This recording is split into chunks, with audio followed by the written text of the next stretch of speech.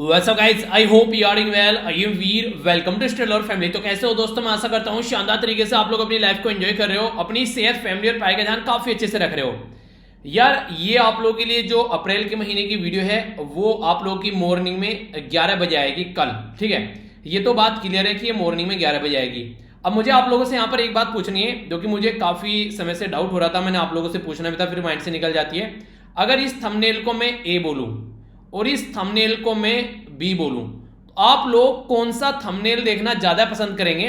अगर जो monthly current affair की वीडियो आती है उसके ऊपर कौन सा थंबनेल जो है आप लोग रिकमेंड करेंगे कि हाँ सर ये वाला अच्छा लग रहा है, ए वाला या फिर बी वाला? तो आप लोग ये बताइए, मतलब कौन सा ज्यादा बेटर लग रहा है आप लोगों को, ए वाला होना चाहिए वीडियो के ऊपर या फिर बी वाला?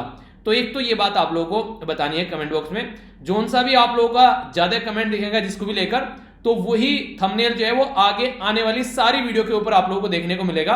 और पीछे वाली जो वीडियो है उनके ऊपर भी मैं चेंज कर दूंगा वो थंबनेल आप लोगों को जो आप लोगों को पसंद आएगा, ठीक है। क्योंकि एक ऐसा थंबनेल होना चाहिए, मैं चाह रहा हूं कि कॉमन बन जाए, आप लोगों को देखते ही पता चल जाए अच्छा ये वाली रिवीजन वीडियो है कि अच्छा ये वाली मंथली करंट अफेयर की वीडियो आती है, ठीक है। तो वो वाला डाउट जो है वो मन में न रहे, तो उसको क्लियर करने के लिए यहाँ पर ये बेसिकली मैं आप लोगों से पूछना चाह रहा हूं। तो अपना रिकमेंडेशन जरूर बताइएगा और मैं इसके लिए पोल भी डाल दूंगा टेलीग्राम पर या फिर कम्युनिटी टैग में, तो आप लोग वहां पर पोलिंग भी जाकर कर सकते हैं ताकि पता चल जाएगी कौन सा थंबनेल जो है वो ज्यादा बेटर है, ठीक है। तो ये आप लोग बताइएगा। तो इसी के साथ में कल जो है, यानी कि कल नहीं सॉरी आज जो है हालत जो है वो काफी खराब हो गई। जिस तरीके से एक तो पूरे दिन जो है वो इस वाली वीडियो की आप लोगों की पीपीटी तैयार करी, तो इसमें मैंने आप लोगों को बताया था कि लगभग 6 से 8 घंटे करीब लग जाते हैं पूरा पीपीटी तैयार करने में, ठीक है। तो उसकी वजह से पूरी कुछ तो मैंने लगा ली थी थोड़ी बहुत तो बेसिकली कल, और मैक्सिमम मैंने ये जो पीपीटी है ये आज लगाई, ठीक है।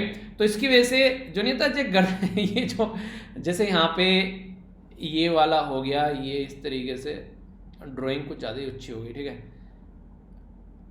ये जो गर्दन है ना, गर्दन, और गर्दन पे जो यहाँ पे नी पीछे, यानी कि इससे मान लीजिए आंखें हैं, ठीक है। गर्दन पे जो पिछली साइड में आप लोग जाओगे जो रीढ़ की हड्डी वाला पोर्शन होता है वहां, मतलब बैठे बैठे दर्द इतना हो गया जिसकी कुछ हद नहीं है एक बार तो काफी ज्यादा दिक्कत हो गई। तो फिर मैंने सोचा यार थोड़ी सी बैठ के मतलब हल्का सा मैंने एक्सरसाइज वगैरह की, तब जाके चीजें नॉर्मल हुई।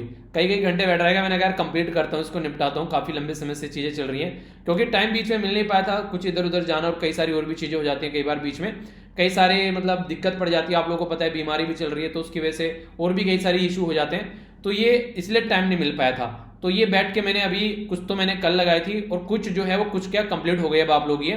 तो कल वीडियो आएगी आप लोग की एग्जैक्ट 11 बजे, ठीक है। इसमें सारी चीजें डिटेल जो महीने के अंदर होती है वो सारी चीजें कवर की है, नेशनल इंटरनेशनल न्यूज जो भी है, या फिर जो डे और उसकी थीम्स वगैरह की अगर बारे में बात करें, साइंस और टेक हो गया, मैथ बेस्ड क्वेश्चन इंपोर्टेंट जो भी थे सारे कवर कर लिए गए हैं आप लोगों के सामने।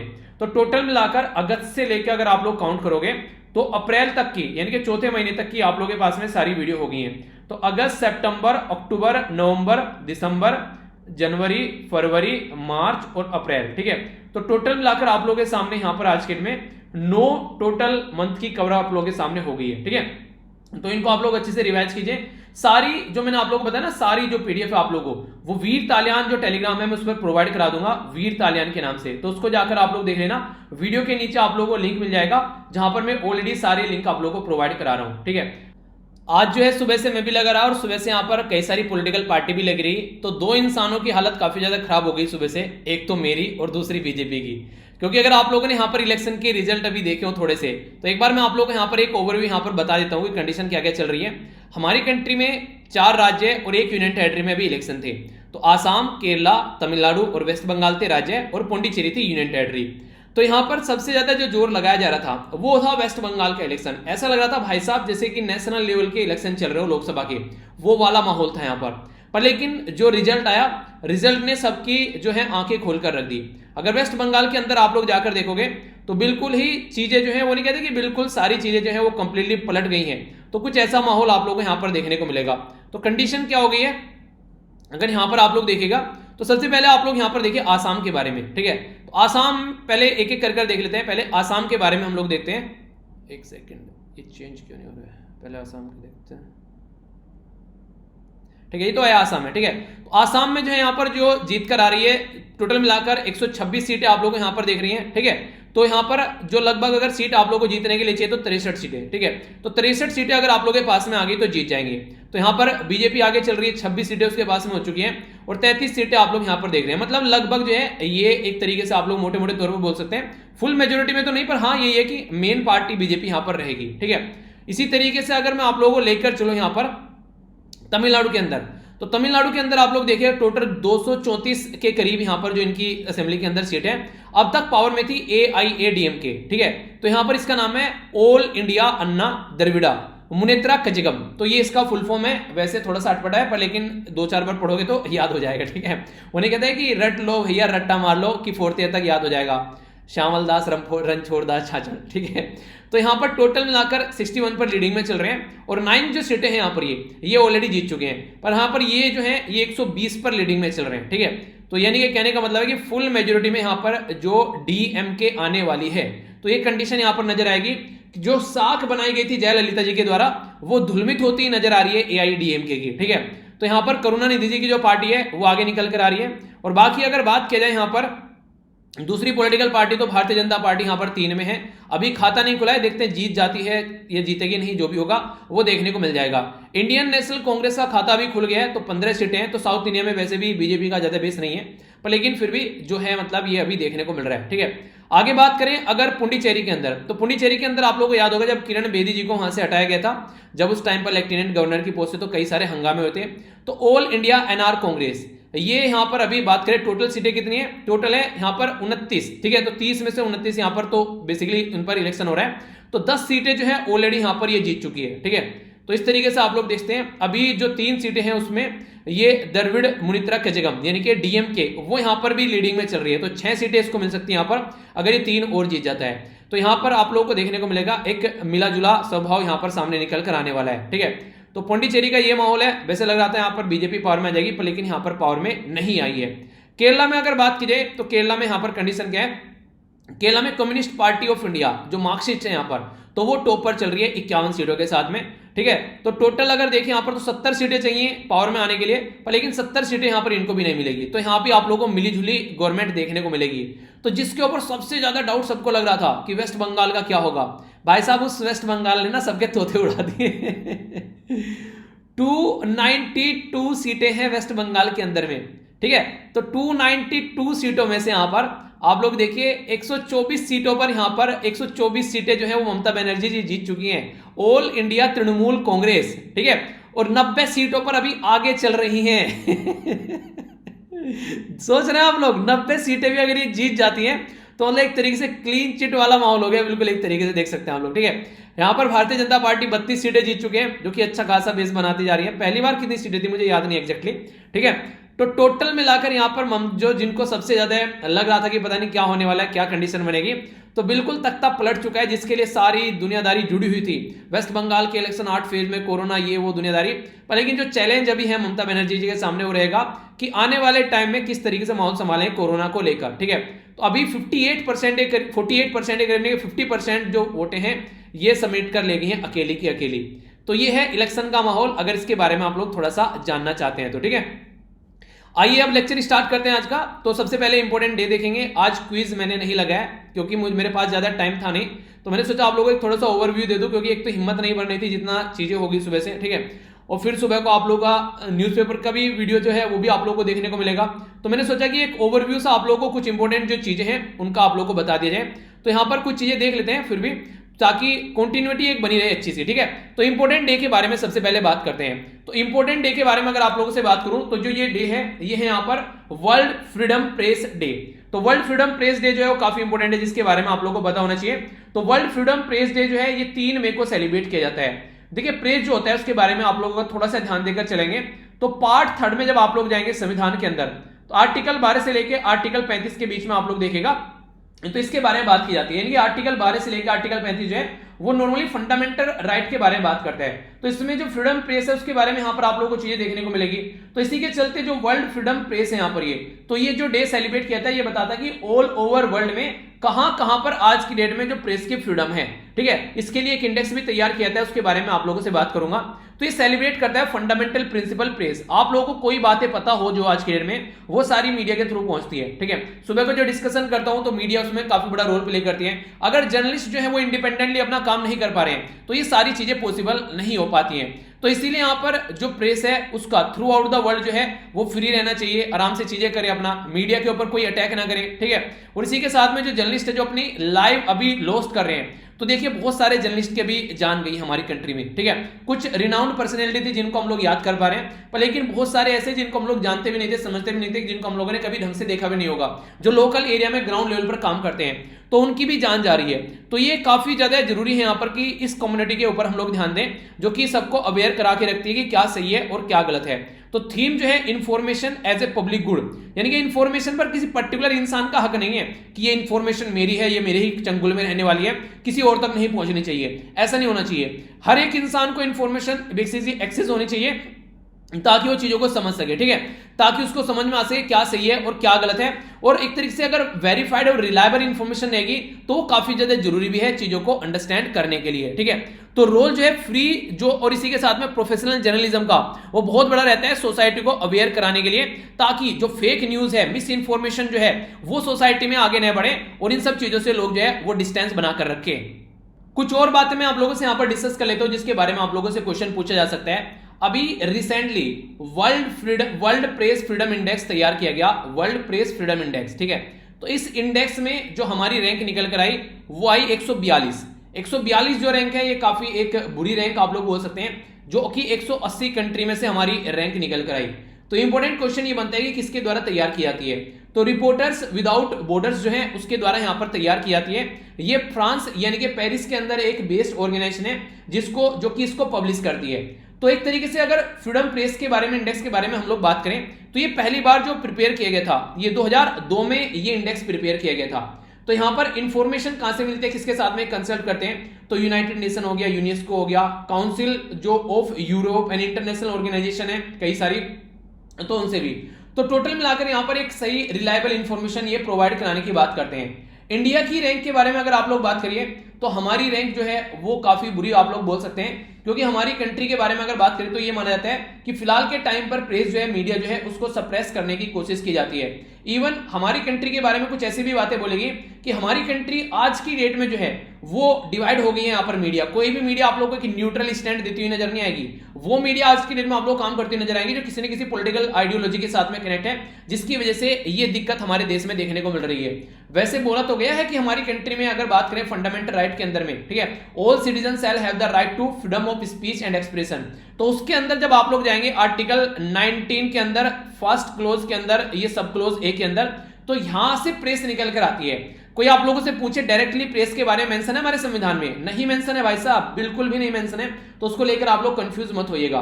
पर लेकिन freedom of speech and expression से हम लोग यहां पर निकाल कर लेकर आते हैं कि इसी के अंदर जो फ्रीडम ऑफ मीडिया की भी बात की जाती है, तो ये हम लोग निकाल कर लेकर आते हैं, ठीक है। तो इसको आप लोग समझने की कोशिश कीजिएगा। 1950 में सुप्रीम कोर्ट का यहां पर बेसिकली ये था, यहां पर Romesh Thapar versus state of जो मद्रास है उसका केस निकल कर आया 1950 में। तो फ्रीडम ऑफ प्रेस जो है ये यहां पर जो कि फाउंडेशन फॉर द ओल्ड जो डेमोक्रेटिक ऑर्गेनाइजेशन है, तो ये यहां पर रखा गया। फ्रीडम ऑफ प्रेस जो है ये बेसिकली मेंशन नहीं है जो मैंने आप लोगों को बताया भी यहां पर, ठीक है। तो इस पे एक एब्सोल्यूट रिस्ट्रिक्शन भी लग सकती है कि अगर कोई दिक्कत देखने को मिल सके, पर लेकिन वो रिस्ट्रिक्शन भी इतनी होनी चाहिए कि वो ऐसा नहीं है कि आप लोग बिल्कुल उसकी जान निकाल दें। तो आज की डेट में आप लोगों ने देखा होगा कई सारे शब्द यूज कहते हैं कि ये तो उसके फेवर की मीडिया है, ये उसके फेवर की मीडिया है। तो इंडिपेंडेंट जर्नलिज्म देखने को नहीं मिलता है, ठीक है। चाइना की रैंक जो है ये काफी इंटरेस्टिंग लगेगा। चाइना की रैंक है 177, क्योंकि आप लोगों को पता है चाइना के अंदर तो जो बोला जाएगा वही जिल्ले इलाई है, यानी कि कोई भी वहां पर खिलाफ में जा नहीं सकता है। अफ्रीका के अंदर एक कंट्री है जिसका नाम है एरिट्रिया, ठीक है। अगर आप लोग उसको मैप में देखना चाहेंगे तो मैं आप लोगों को दिखाऊंगा, आप लोग समझ पाएंगे किस कंट्री की बात की जा रही है। हॉर्न ऑफ अफ्रीका का नाम आप लोगों ने सुना होगा, तो उसी के पास में जो आप लोगों को कंट्री देखने को मिलेगी, ठीक है। ये देखिए यहाँ पर, ये हो गया एरिट्रिया, ये हो गया इथियोपिया, ये हो गया जिबूती और ये हो गया सोमालिया। तो ये 4 कंट्री आती है हॉर्न ऑफ अफ्रीका में। तो जो एरिट्रिया है यहाँ पर ये सबसे नीचे है अगर आज के डेट में ग्लोबल रैंकिंग के अंदर आप लोग बात करते हैं, ठीक है। ये यहाँ पर नीचे है, काफी आप लोग देखते हैं, ठीक है। तो यानी कि एरिट्रिया बॉटम में है। फिर इसके बाद में कौन है दूसरे नंबर पर, बॉटम से टॉप कौन कर रहा है, तो ये है हमारे प्यारे किम जोंग उन, ठीक है। और फिर उसके बाद में आप लोगों को देखने को मिलेगा एक और कंट्री है तीसरे नंबर पर। अगर नीचे से टॉप करने वाली कंट्री के बारे में आप लोगों से कोई बात करें तो यहां पर एक आप लोगों को देखने को मिलेगा, यह है तुर्कमेनिस्तान, ठीक है। तो एरिटेरिया किम जोंग उनकी हो गई नॉर्थ कोरिया, ठीक है, और यहां पर हो गया तुर्कमेनिस्तान। तो ये वो कंट्री है जो नीचे से यहां पर टॉप कर रही है, जिनकी खस्ता हालत आप लोगों को देखने को मिलेगी। तो ये जो इंडेक्स है इसके बारे में आप लोगों से क्वेश्चन अगर पूछे जाए तो एक मोटा मोटा सा आइडिया कम से कम इसके बारे में रखिएगा, जो कि मैंने अभी आप लोगों को यहां पर बताया। हमारी कंट्री के बारे में अगर आप लोगों से पूछे इतनी बुरी रैंक क्यों देखने को मिली है, तो बहुत सारे रीजन है। इसमें सबसे ऊपर जो रीजन निकल के आते हैं, कई सारे प्रोटेस्ट हुए हमारी कंट्री में भी, तो जर्नलिस्ट को यहां पर पकड़ा गया, उनको जेल में डाला गया, जिसने सही चीजें दिखाने की कोशिश की। कश्मीर वाले मुद्दे पर काफी सारी चीजें देखने को मिली, काफी सारे जो जर्नलिस्ट हैं उनको हरास किया गया, कईयों को गिरफ्तार भी किया गया जिसने उस मुद्दे को उठाने की कोशिश की। शाहीन बाग वाला प्रोटेस्ट ले लीजिए, चाहे आप लोग अभी फिलहाल फार्मर का प्रोटेस्ट ले लीजिए, तो इसके ऊपर यहां पर कई सारे कमेंट किए गए कि जो गवर्नमेंट है वो नेशनलिस्ट जो जर्नलिस्ट है, जो नेशन को एक तरीके से दिखाने की कोशिश करते हैं, यानी कि जो गवर्नमेंट के फेवर में बोलते हैं उनको नेशनलिस्ट जर्नलिस्ट बोला जाता है, और जो अपोज में बोलते हैं उनको बेसिकली एक अलग तरीके की एंटी नेशनल की कैटेगरी रख दी जाती है। ये रिपोर्ट के अंदर मेंशन है बेसिकली, ये मत सोचेगा कि मैं आप लोगों को ये बता रहा हूं, इस रिपोर्ट के अंदर ये सारी चीजें मेंशन की गई है। तो ये जो रिपोर्ट है काफी इंपॉर्टेंट है, जिसके बारे में आप लोग आइडिया रखिएगा। क्वेश्चन एग्जाम में कई बार बन जाते हैं, तो कंफ्यूजन आप लोगों को नहीं होना चाहिए, ठीक है। तो ये इसके बारे में। आइए अब कुछ शॉर्ट न्यूज समझ लेते हैं, जो कि कुछ इंपॉर्टेंट है यहाँ पर शॉर्ट न्यूज। इसके बारे में जब आप लोग समझेंगे तो आप लोग कई सारी इंटरेस्टिंग चीजें और जानने को मिलेगी।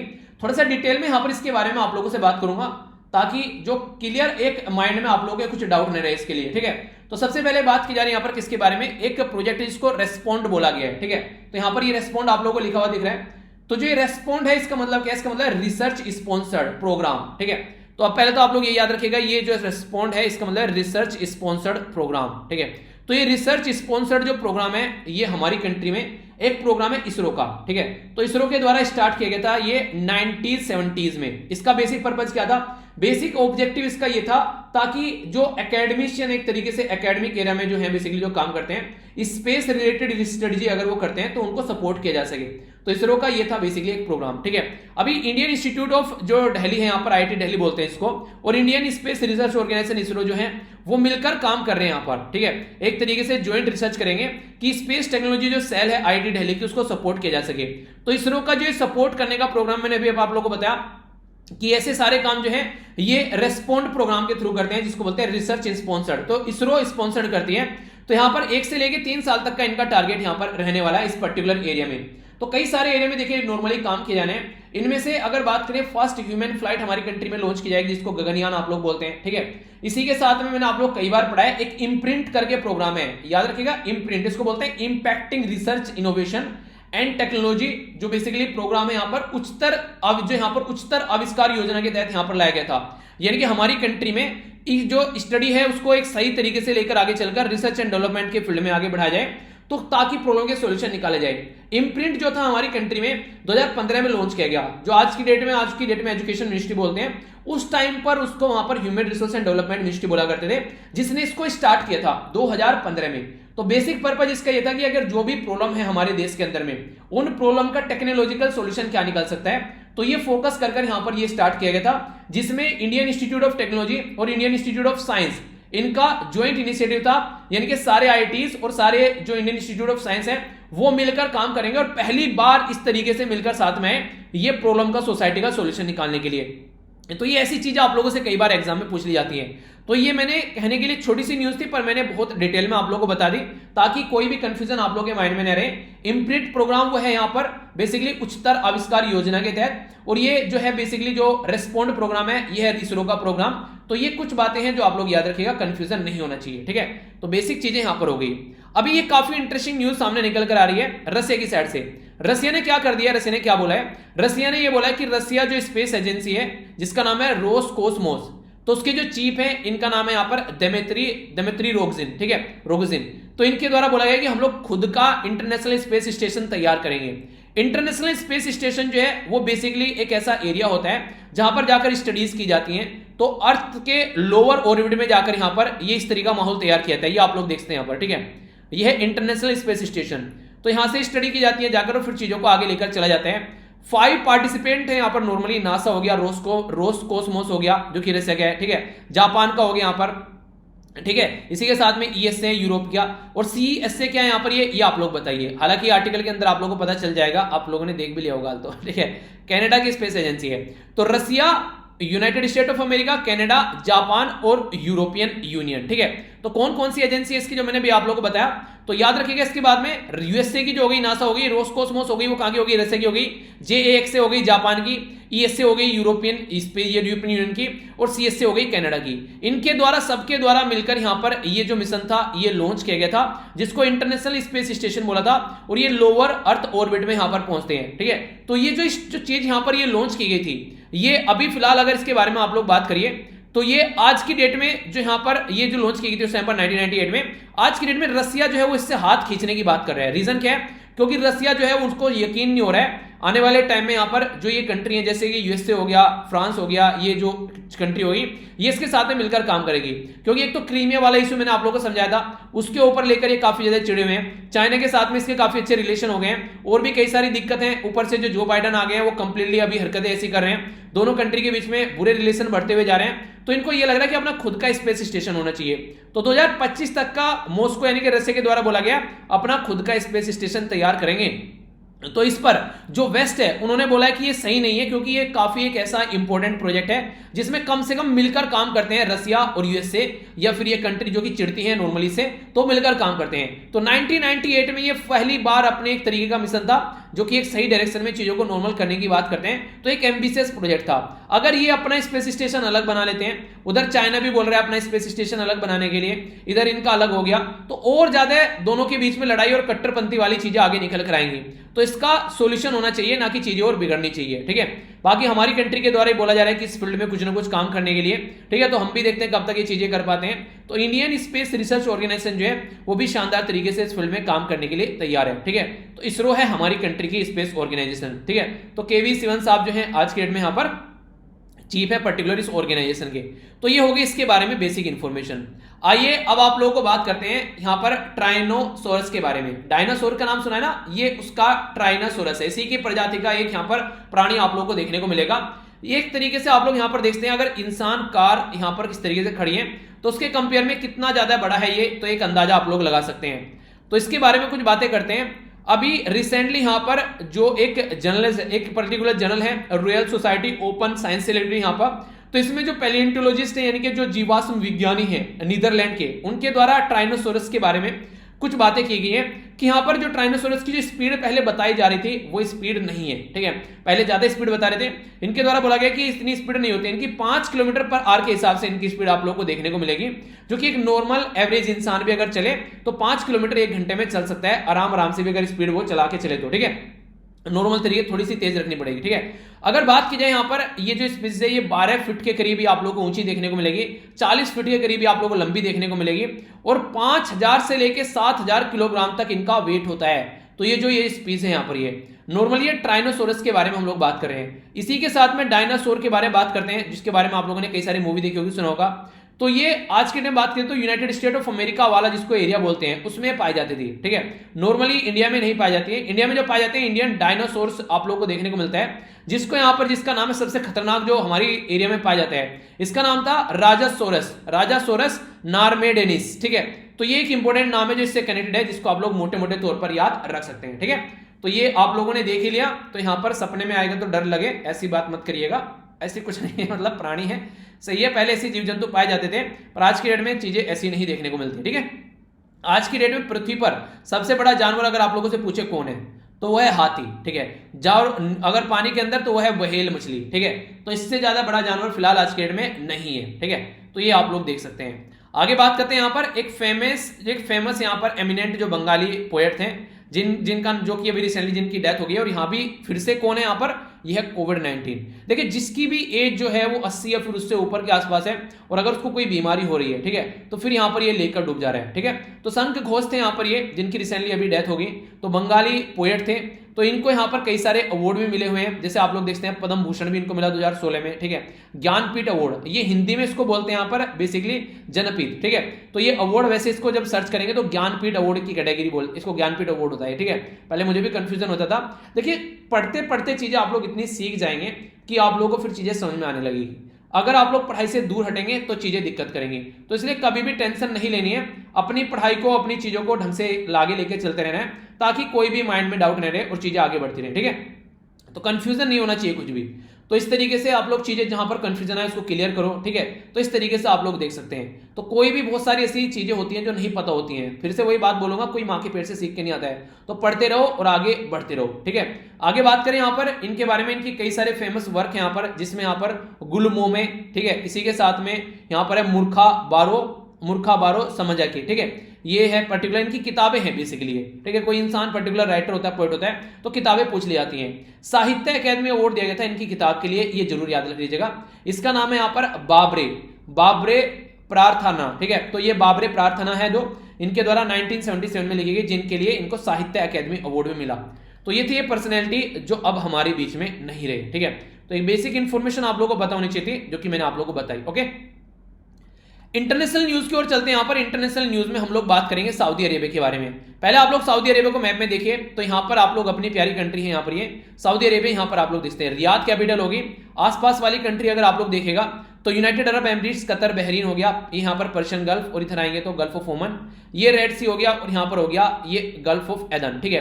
यमन हो गया और यहाँ पर ओमन हो गया, ठीक है। तो पर्टिकुलर एरिया को जितनी बार देख लेंगे उतना ही ज्यादा अच्छा है, एग्जाम में लंबे समय तक याद रख पाएंगे। सऊदी अरेबिया के द्वारा एक ग्रीन इनिशिएटिव स्टार्ट किया गया है, जिसमें सऊदी अरेबिया ग्रीन इनिशिएटिव और मिडिल ईस्ट ये ग्रीन इनिशिएटिव का नाम इसको दिया गया है। यानी कि यहाँ पर ये ग्रीनरी उगाना चाहते हैं रेगिस्तान के अंदर में, तो उसी के लिए इनके टारगेट रखे गए हैं। तो हाईलाइट क्या अगर मोटे मोटे तौर पर देखा गया तो यहाँ पर सऊदी अरेबिया बोल रहा है कि 10 बिलियन के करीब जो ट्री हैं, यानी कि जो पेड़ पौधे हैं वो लगाए जाएंगे, ठीक है। 50% जो सऊदी अरेबिया इलेक्ट्रिसिटी है यहाँ पर ये रिन्यूएबल एनर्जी से निकल कर आएगी, जैसे कि विंड एनर्जी हो गया या फिर सोलर एनर्जी हो गया, तो इससे निकल कर आएगी। 30% प्लस जो है वो प्रोटेक्टेड जो लैंड है उसमें यहाँ पर मैरीन और कोस्टल जो इकोसिस्टम जो है उसको बेसिकली इंक्लूड किया जाएगा। 50 बिलियन जो टोटल ट्री प्लांट करने हैं मिडिल ईस्ट में, तो ये भी एक टारगेट है।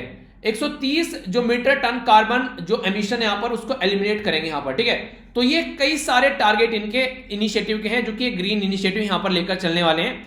तो बेसिकली ऐसा क्यों किया जा रहा है, आप लोगों को पता है क्रूड ऑयल जो है, कच्चा तेल जिसको आप लोग बोलते हैं, जिसमें से पेट्रोलियम, डीजल, ग्लिसरीन, ये सारी चीजें हम लोग निकालते हैं। ये जो पर्टिकुलर एरिया है ये एक ऐसा एरिया है जो कि आज की डेट में कम यूज होने वाला है आने वाले टाइम में। रीजन क्या है, रीजन है सोलर एनर्जी, इलेक्ट्रिसिटी से चलने वाले व्हीकल। सोचिए कल को सारी चीजें जो है इलेक्ट्रिसिटी से, अगर बैटरी से चलने वाली लगी यहाँ पर ये, तो यहाँ पर पेट्रोल डीजल का क्या होगा अगर गैस से चलने लगे। तो इसके लिए जो इनकी कंट्री है कंप्लीटली डिपेंडेंट है आज के में इन चीजों के ऊपर, तो उससे अपनी डिपेंडेंसी ये कम करना चाहते हैं, तो ऑल्टरनेटिव खोज रहे हैं। तो उसी के लिए ऐसी चीजें सामने निकल कर आ रही हैं। सऊदी अरेबिया के द्वारा G20 मीटिंग, जो प्रेसिडेंसी अब की बार G20 मीटिंग की गई थी, वो सऊदी अरेबिया के द्वारा की गई थी, ठीक है। तो ये क्वेश्चन भी आप लोगों से पूछा जा सकता है कि जो G20 की जो मीटिंग है वो किसके द्वारा की गई। तो G20 की मीटिंग यहाँ पर सऊदी अरेबिया के द्वारा कंडक्ट की गई थी। हाँ, वो अलग बात है कि ये जो मीटिंग थी यहाँ पर वो ऑनलाइन थी, ठीक है। तो कंफ्यूजन आप लोगों को नहीं होना चाहिए। तो जो सऊदी अरेबिया के द्वारा जो मीटिंग यहाँ पर कंडक्ट की गई उसमें भी इसके द्वारा इस चीज पर फोकस किया गया था कि G20 इंट्रोड्यूस कर रही थी एक इनिशिएटिव कि ग्लोबल कोरल रीफ रिसर्च, एक तो ये स्टैब्लिश करने की बात की जा रही थी, और डेवलपमेंट एक्सेलेरेटर प्लेटफॉर्म, तो ये था बेसिकली, और एक था सर्कुलर जो कार्बन इकोनॉमी है, यानी कि ग्लोबल कोरल रीफ रिसर्च और डेवलपमेंट एक्सेलेरेटर प्लेटफॉर्म था एक था, और दूसरा था यहाँ पर कार्बन, ये सर्कुलर कार्बन इकोनॉमी, यानी कि कार्बन को कैसे कंट्रोल करना है उसके ऊपर इनके द्वारा फोकस देकर चला गया था, ठीक है। तो ये इनका बेसिक फंडा था कि जिसको ये काफी ध्यान से लेकर चीजों को चल रहे थे कि हाँ यार ये वाली चीजें जो है वो निपटानी है, ठीक है। तो इनके द्वारा ये चीजें यहाँ पर देखने को मिली। तो इसी में यहाँ पर इनके द्वारा एक मोटे मोटे तौर पर बोला ये जा सकता है कि इनके द्वारा यहाँ पर कोशिश ये की गई कि ताकि जो समिट है यहाँ पर ये, वो समिट जो है उसमें ग्रीन एरिया के ऊपर भी फोकस दिया जा सके। तो G20 का बेसिकली यहाँ पर ये फोकस था, ठीक है। तो इसी के चलते यहाँ पर ये चीजों को आगे लेकर चले। तो यहाँ पर इसी में सऊदी अरेबिया के द्वारा बोला गया कि एक तरीके से जो रीजनल लेवल पर एड्रेस किया जाए क्लाइमेट चेंज को लेकर और प्रोग्रेस की जाए इस पर्टिकुलर डायरेक्शन में, यानी कि सऊदी अरेबिया इस चीज में आगे भी काम करना चाह रहा है कि ताकि इस चीज को आगे लेकर और अच्छे से चला जा सके। तो सऊदी अरेबिया इस चीज को सपोर्ट कर रहा है, तो ये एक अच्छी बात आप लोग यहाँ पर बोल सकते हैं। नॉर्मली वरना ऐसा देखने को नहीं मिलता है। इसमें जो कंट्री है वो अलग अलग ग्रुप में डिवाइड की जाती हैं जो G20 के अंदर, ठीक है। तो उनका अलग अलग ग्रुप रहता है कि अच्छा ये वाली इसमें आ गई, वो वाली इसमें आ गई। तो इस तरीके से इनके अलग अलग ग्रुप भी आप लोगों को देखने को मिल जाते हैं। G20 के बारे में थोड़ा सा टाइम निकाल के ना एक बार आप लोग विकीपीडिया पर जाकर एक बार देखिएगा, कई सारी चीज जानने को मिलेगी। सऊदी अरेबिया के द्वारा इन्वायरमेंट स्पेशल फोर्स भी यहाँ पर स्टैब्लिश करने की बात की जा रही है। सऊदी अरेबिया जो ग्रीन इनिशिएटिव है, एम इसका ये है कि जो वेजिटेशन है कवर, यानी कि रेगिस्तान में हरियाली उगाई जाए, ठीक है। कार्बन एमिशन कम किया जाए, पोल्यूशन को और लैंड डिग्रेडेशन, जो लैंड खराब होती है उसको यहाँ पर सुधारा जाए। कई सारी बातें और यहाँ पर 10 बिलियन ट्री लगाए जाएंगे जो मैंने अभी आप लोगों को बताया। रिड्यूस करेंगे कार्बन एमिशन 4%, जनरेट करेंगे 50% जो सऊदी एनर्जी है रिन्यूएबल एनर्जी 2030 तक का। और इसी के साथ में अच्छा हमारी कंट्री का 2030 तक का टारगेट क्या है अगर सोलर एनर्जी का मैं आप लोगों से बात करूं, याद है आप लोगों को बताइए तो जरा। इसी के साथ में यहाँ पर परसेंटेज जो देखने को मिलेगी प्रोटेक्टेड एरिया की, तो उसके बारे में बात की जा रही है। तो 30% ऑफ टोटल लैंड एरिया ये एक्सीड करेगा ग्लोबल टारगेट का 17% जो है, ठीक है।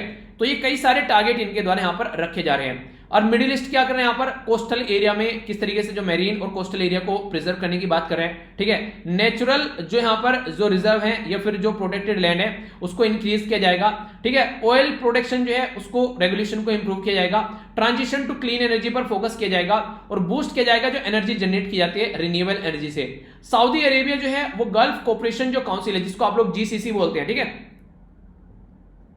तो यहां पर एडिशनल 40 बिलियन ट्री यहां पर लगाए जाएंगे वेस्ट एशिया के अंदर में, जो रिप्रेजेंट करेगा 5% टोटल जो ग्लोबल टारगेट है, ठीक है। तो उसको यहां पर लेकर चलेगा। और इसी के साथ में 1 ट्रिलियन है ग्लोबल टारगेट, ये याद रखना।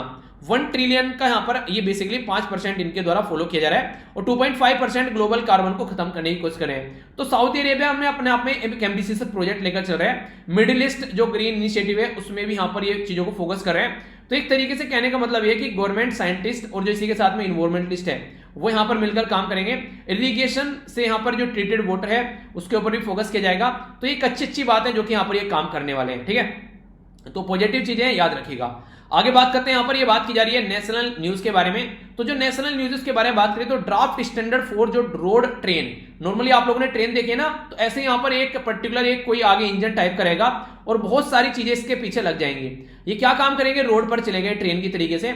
अब कैसे मुड़ेगा, अगर कहीं मोड़ आ जाती है तो वो वाली चीजें थोड़ी देखने वाली होंगी, किस तरीके से यहां पर चीजें चल पाएंगी। पर लेकिन इंपॉर्टेंट बात यहां पर ये कि अगर इस तरीके से हम लोग कुछ अरेंजमेंट कर पाते हैं तो उससे फायदा ये देखने को मिलेगा कि एक के ही इंजन के खर्चे में, यानी कि एक पेट्रोल या डीजल के खर्चे में कई सारे वाहन हम लोग चला पाएंगे। तो ये एक पॉजिटिव चीज आप लोगों को देखने को मिलेगी। तो यहां पर बात की जा रही है कि रिवोल्यूशनाइज ये एरिया देखने को मिलेगा जो कि ministry of road transport and highway के द्वारा एक ड्राफ्ट स्टैंडर्ड तैयार किया गया जिसको रोड ट्रेन बोला गया है। यानी कि जैसे ट्रेन चलती है ऐसे सड़कों पर भी एक ट्रक के पीछे कई सारे ट्रक लगा दिए, ऐसे बोल सकते हैं, ठीक है। तो रिड्यूस करेंगे जो लॉजिस्टिक कॉस्ट है काफी ज्यादा है, यानी कि वैसे भी खर्चा काफी कम होगा और खासकर जो क्रूड ऑयल हम लोग खरीद कर लेकर आते हैं तो काफी इंप्रूवमेंट देखने को मिलेगा। तो ये पॉजिटिव चीज आप लोग बोल सकते हैं। ऑटोमेटिव इंडस्ट्री जो है यहाँ पर स्टैंडर्ड जिसको AIS 113 स्टैंडर्ड का नाम दिया जाता है, तो वो वाले स्टैंडर्ड यहां पर इंप्लीमेंट होते हुए आप लोगों को नजर आएंगे, ठीक है। तो हमारी कंट्री को काफी फायदा होगा इससे।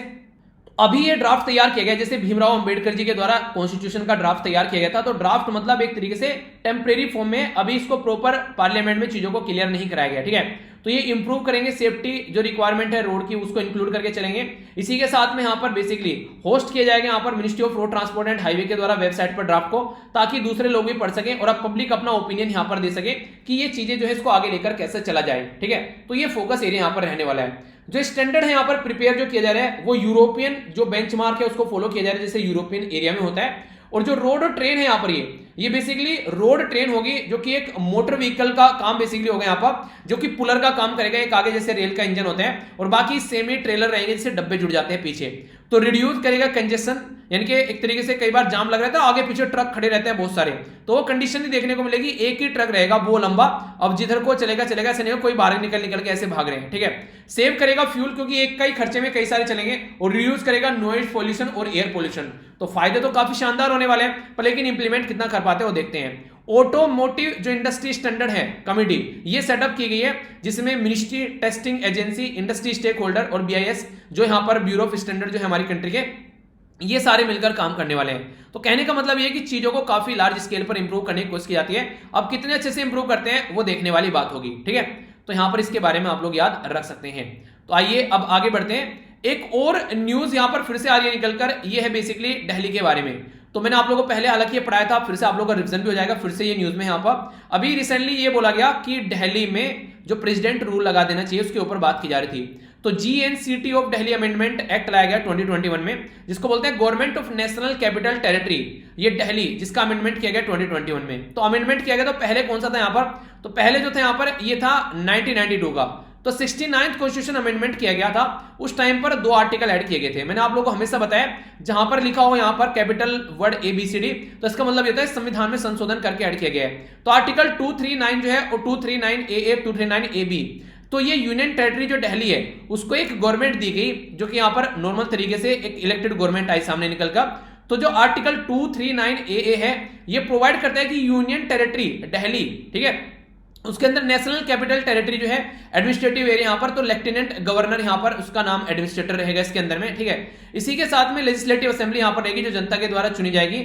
और जो 3 लिस्ट होती है, सेंट्रल लिस्ट, स्टेट लिस्ट और कॉन्करेंट लिस्ट 7वें शेड्यूल के अंदर, तो स्टेट लिस्ट में यहां पर और कॉन्करेंट लिस्ट में जो भी सब्जेक्ट होते हैं इनके, उन पे सब पर ये काम कर पाएगी जैसे नॉर्मल राज्य काम कर पाते हैं। बस पब्लिक ऑर्डर, लैंड और पुलिस वाला मैटर जो है वो सेंट्रल गवर्नमेंट के हाथ में रहेगा, जो कि आज के डेट में रहता भी है। और अरविंद केजरीवाल जी चिल्लाते रहते हैं ना कई बार कि पुलिस हमारे हाथ में नहीं है, तो वो वाली चीजें हैं। काउंसिल ऑफ जो मिनिस्ट्री फॉर दिल्ली वो कंसिस्ट करेगी यहां पर नॉट मोर देन 10 जो बेसिकली मिनिस्टर देखने को मिलेंगे। होता भी ये नॉर्मली 10% यहां पर रहते हैं जो काउंसिल ऑफ मिनिस्टर रहते हैं, उससे ज्यादा नहीं, ठीक है। पता चला सारे मिनिस्ट्री बने बैठे हैं, सबको पोस्ट चाहिए मिनिस्ट्री की, तो वो नहीं होना चाहिए। आर्टिकल 239 जो ए बी है ये क्या काम करता है, ये प्रेसिडेंट को यहां पर बेसिकली पावर देता है कि वो सस्पेंड कर सके सारे ऑपरेशन जो आर्टिकल 239 ए में रखे गए हैं। यानी कि इनडायरेक्ट वे में बोला जाए तो आर्टिकल 239 ए जो है ये आर्टिकल 356 यानी कि 356 प्रेसिडेंट रूल वाला काम करेगा दिल्ली के अंदर में। तो इसके लिए अलग से प्रोविजन यहां पर इसके लिए बनाया गया है, ठीक है। बाकी अगर बात की जाए तो बोला यह गया था इस एक्ट में जहां जहां पर भी गवर्नमेंट लिखा हुआ है वहां मतलब होता है एलजी, यानी कि जो इलेक्टेड गवर्नमेंट है वो एलजी के हिसाब से काम करेगी। तो कई सारे सेक्शन में चेंज किया गया जो कि टेक्निकल है, आप लोगों के लिए इंपॉर्टेंट नहीं है, तो मोटा मोटा आप लोगों को पता होना चाहिए कि कहां पर चल रहा है क्या, ठीक है। तो यहां पर ये जो सेक्शन है ये रटने नहीं है क्योंकि कोई इतनी चीजें याद नहीं रख पाता है। बस ये याद रखना कि जो स्टेट है यहां पर गवर्नमेंट बोला जा रहा है यहां पर, तो गवर्नमेंट में लेफ्टिनेंट गवर्नर का नाम रख दिया है, ना कि इलेक्टेड गवर्नमेंट का, ठीक है। तो ये है, और डिस्क्रिशनरी पावर है एलजी की यहां पर मैटर में लेजिस्लेटिव असेंबली के ऊपर, तो उसको पावर ज्यादा यहां पर दे दी गई है, ठीक है। अगर बात करें यहां पर एलजी जो है वो यहां पर अगर इंश्योर करना पड़ेगा कि नेसेसरी ग्रांट और अपॉर्चुनिटी जो है यहां पर ये, तो हिज और हर ओपिनियन यहां पर लिया जाएगा पहले गवर्नमेंट को काम करने से पहले, इंप्लीमेंट करने से पहले। तो एलजी जो है वो होलसेल अथॉरिटी हो गए। जो पुराना एक्ट था ये हमारी कंट्री में, तो उस टाइम पर प्रोविजन यही थी कि कॉन्स्टिट्यूशन के हिसाब से लेजिस्लेटिव असेंबली लाई जाए कैपिटल के अंदर में, और एक इलेक्टेड गवर्नमेंट। और सुप्रीम कोर्ट ने भी 1991 में यहां पर इसको चीजों को सपोर्ट किया कि ठीक है एक अच्छी रिप्रेजेंटेटिव गवर्नमेंट रहेगी तो डेमोक्रेटिक सेटअप यहां पर स्टेब्लिश होगा। तो ये भी कुछ इंपॉर्टेंट बातें हैं जो कि आप लोग मोटा मोटा याद रख सकते हैं, ठीक है। तो इस एरिया में यहां पर ये काम किया गया, ठीक है। तो कंफ्यूजन कुछ नहीं होना चाहिए इस चीजों को लेकर, तो इस तरीके के भी क्वेश्चन कई बार बन जाते हैं। आज का लेक्चर यार इतना ही रखते हैं, ठीक है। तो क्या क्या चीजें हम लोगों ने डिस्कस की एक बार देख लेते हैं। सबसे पहले तो आप लोगों को मैंने यही बताया कि कल जो है 11 बजे वीडियो आएगी, इसको आप लोग अच्छे से एंजॉय कीजिएगा और ये जरूर बताना जो मैंने आप लोगों से पूछा है, ठीक है। बाकी हम लोगों ने यहाँ पर डिटेल में समझा वर्ल्ड प्रेस फ्रीडम डे के बारे में, और मैंने आप लोगों को यहाँ पर जो बेसिकली इंडेक्स था यहाँ पर, ठीक है, तो इसके बारे में मैंने इंडेक्स के बारे में आप लोगों को डिटेल में बताया। जो इंडेक्स का नाम क्या था तो ये भी आप लोगों को पता होना चाहिए और किसके द्वारा प्रस्तुत किया गया, तो वर्ल्ड प्रेस फ्रीडम इंडेक्स के बारे में डिस्कस किया काफी डिटेल में। 4 शॉर्ट न्यूज देखी हम लोगों ने जो कि काफी इंपोर्टेंट थी, जिसमें रेस्पॉन्ड प्रोग्राम वो सब समझा, रशिया की स्पेस एजेंसी वो सारी चीजें हम लोगों ने समझी, इसरो और स्पेस स्टेशन के बारे में कुछ बातें जानी। 2 शॉर्ट न्यूज हम लोगों ने यहाँ पर देखी, डायनासोर, ट्राइनासोर और यहाँ पर एक पर्सनैलिटी, उनके बारे में हम लोगों ने जाना। नेक्स्ट इंटरनेशनल न्यूज में सऊदी अरेबिया का जो इनिशिएटिव है वो हम लोगों ने डिटेल में समझा किस तरीके से यहाँ पर ये काम लेकर चल रहे हैं। नेशनल न्यूज में हम लोगों ने ड्राफ्ट स्टैंडर्ड जो रोड ट्रेन है उसके बारे में समझा कि रोड ट्रेन, अच्छा आपके हिसाब से अगर रोड ट्रेन के बारे में बात की जा रही है ये होनी चाहिए या नहीं होनी चाहिए, आप लोग क्या सोचते हैं बताइए जरा। स्टेट के बारे में अगर बात करें तो यहाँ पर NGNCT ऑफ दिल्ली के बारे में हम लोगों ने चीजें समझी, तो ये याद रखना इंपॉर्टेंट क्वेश्चन कई बार बन जाता है, ठीक है। तो ये था आज का नन्ना सा मुन्ना सा प्यारा सा डिस्कशन। मैं आशा करता हूं कि आप लोगों ने इसको एंजॉय किया होगा। अगर फिर भी आप लोगों को लगता है कोई एंजॉय नहीं किया है, कुछ गड़बड़ रही, तो आप लोग नीचे जरूर दिएगा सजेशन, ठीक है, ताकि इंप्रूव किया सके। वैसे छोटी वीडियो इसीलिए बनाई है यार, देखिए सुबह से जो है पहले हिंदू बनाया, सुबह तो उस टाइम पर उठा था, ठीक है, फिर तो हिंदू बनाने के बाद ही खाना वाना खा के बैठ गया था, मैंने कहा यार उसको कंप्लीट करते हैं आज, तो पूरा दिन उसी में लगा रहा तो टाइम नहीं मिल पाया ज़्यादा, तो इसलिए जितना लगा पाया उतना ही आप लोगों के सामने है, तो इसमें कोई छुपाने वाली कोई बात ही नहीं है, ठीक है। बाकी जो भी है सारी PDF आप लोगों को टेलीग्राम पर मिल जाएगी, वीर थाईलैंड के नाम से जाकर डाउनलोड कर लेना। जब तक ये टेलीग्राम आता है तब तक आप लोग उसको ज्वाइन किए रहिए, ठीक है। तो नेक्स्ट लेक्चर में मिलता हूँ जो कि होगा द हिंदू न्यूज़पेपर का डिस्कशन, और उसके बाद में फिर 11 बजे एग्जैक्ट आप लोगों की जो वीडियो आ जाएगी वो होगी आप लोगों का अप्रैल महीने का कंप्लीट करंट अफेयर, तो उसको एंजॉय कर सकते हैं, ठीक है। तो तब तक अपना ध्यान रखिए, अपने परिवार का ध्यान रखिए और इसी तरीके से लाइफ को एंजॉय करते रहिए, खुश रहिए थोड़ा सा, ठीक है। तो नेक्स्ट लेक्चर में मिलता हूँ, बड़ों को नमस्ते, छोटों को प्यार, छोटी सी लाइफ एंजॉय करा, तब तक के लिए जय हिंद।